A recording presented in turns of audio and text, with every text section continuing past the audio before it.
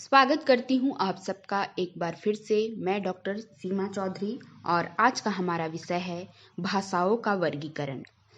भाषाओं के वर्गीकरण से उसके अध्ययन के समय उसे समझने तथा समझाने में सहायता मिलती है। इसी वास्तविकता एवं व्यवहारिक उपयोगिता को ध्यान में रखकर विश्व की भाषाओं के अध्ययन के लिए भाषाओं का वर्गीकरण किया जाता है।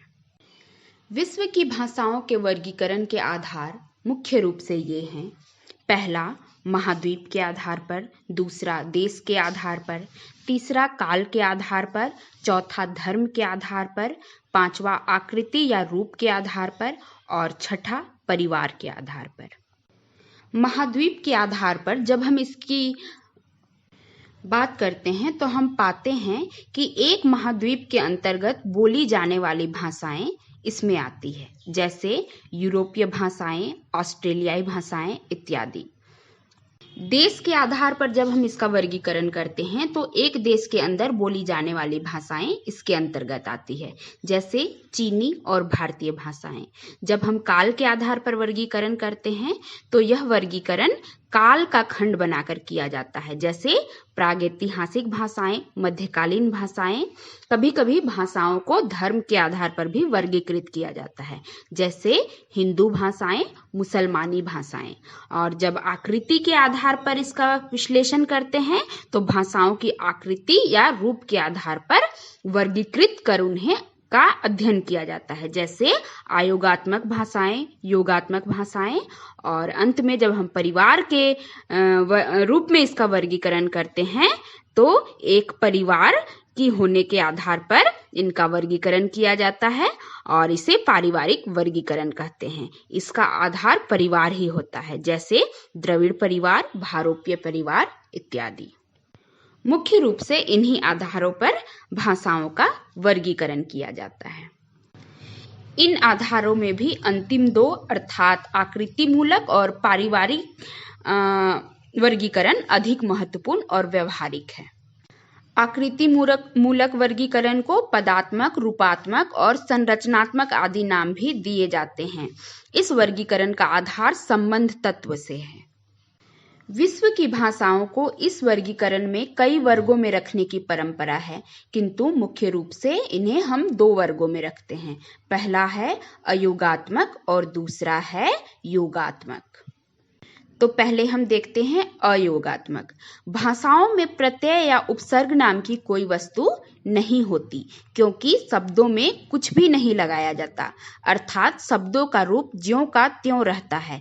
उसका अपना स्वतंत्र महत्व रहता है और उसकी सत्ता में वाक्य में प्रयुक्त होने पर भी कोई हानि नहीं होती। इसलिए इनका व्याकरण विभाजन नहीं होता, अतः व्याकरणिक कोटियों की कोई आवश्यकता नहीं होती। उदाहरण के लिए संस्कृत भाषा के राम शब्द से रामेन बनाया गया या मैं से मुझे बनाने के लिए कुछ जोड़ा या घटाया गया है। अयोगात्मक भाषाओं में इन सब के लिए स्थान नहीं, अर्थात वाक्य में शब्द के स्थान पर ही सब कुछ निर्भर करता है। एक शब्द संज्ञा, सर्वनाम, क्रिया, विशेषण आदि सभी का कार्य करता है। यही कारण है कि भाषाओं को स्थान प्रधान भाषाओं की संज्ञा दी जाती है। इसे एकाक्षर भी कहते हैं। इसके उदाहरण के लिए हम चीनी भाषा को देख सकते हैं।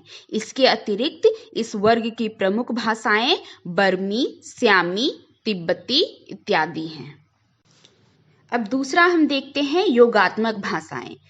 योगात्मक शब्द से स्वयं ही स्पष्ट है कि इस वर्ग की भाषाओं में प्रत्यय, विभक्ति अर्थात संबंध तत्व आदि जोड़कर शब्द और वाक्य की निष्पत्ति की जाती है।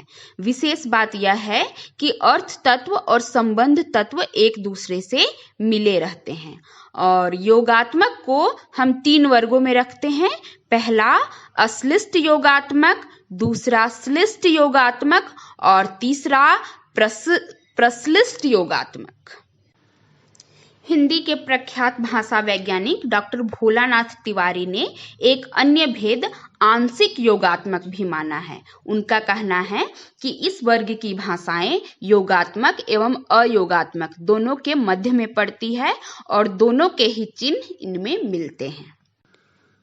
आकृति मूलक वर्गीकरण में भाषा के वर्गीकरण का आधार रचना तत्व या संबंध तत्व था, किंतु पारिवारिक या ऐतिहासिक वर्गीकरण में अर्थ तत्व एवं रचना तत्व दोनों पर ही हमारा ध्यान केंद्रित होता है।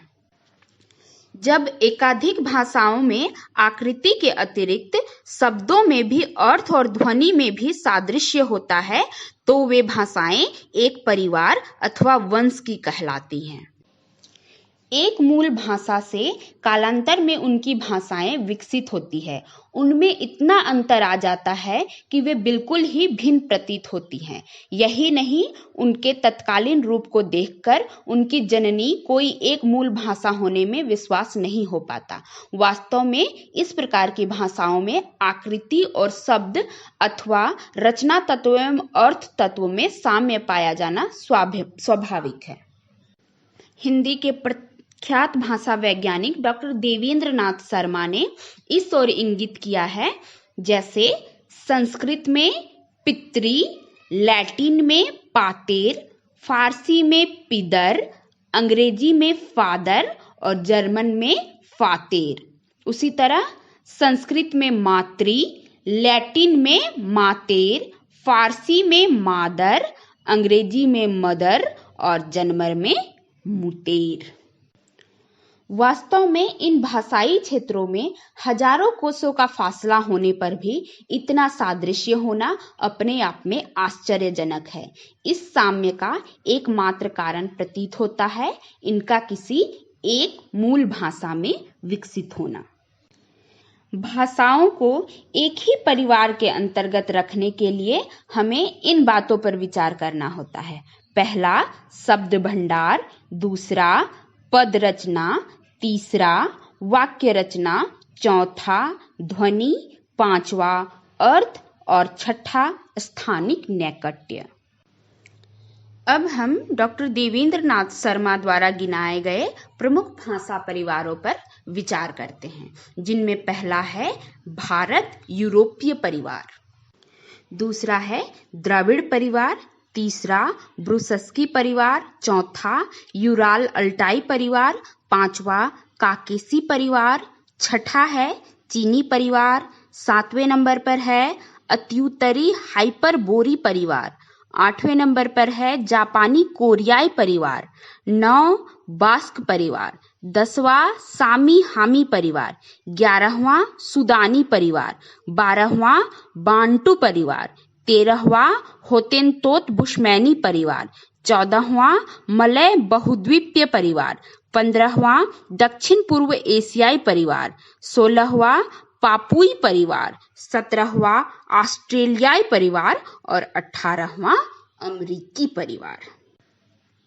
भारत यूरोपीय परिवार को भारोपीय परिवार भी कहा जाता है और इसके अंतर्गत बोलने वाले लोग भारत, मध्य एशिया, रूस के दक्षिणी भाग, काकेसस, जर्मनी, स्कैंडिनेविया, उत्तरी ध्रुव, पोलैंड के कुछ भाग, तिब्बत, एशिया माइनर, हंगरी के कुछ भाग, रूसी, तुर्किस्तान, कैस्पियन सागर का उत्तरी भाग आदि जगहों में रहने वाले लोग भारोपीय भाषा का प्रयोग करते हैं। द्रविड़ भाषा परिवार को बोलने वाले लोग दक्षिणी भारत में, उत्तरी लंका में, मध्य भारत, बुंदेलखंड, बिहार, उड़ीसा के कुछ भाग और दक्षिणी भारत में रहने वाले तमिल, कन्नड़, तेलुगु, मलयालम, गोंडी, कोंकण, उरांव, कोलामी और ब्राहुई ये भाषाएं बोलते हैं जो इसी परिवार के अंतर्गत आते हैं। तीसरा हम देखते हैं ब्रूसस्की परिवार।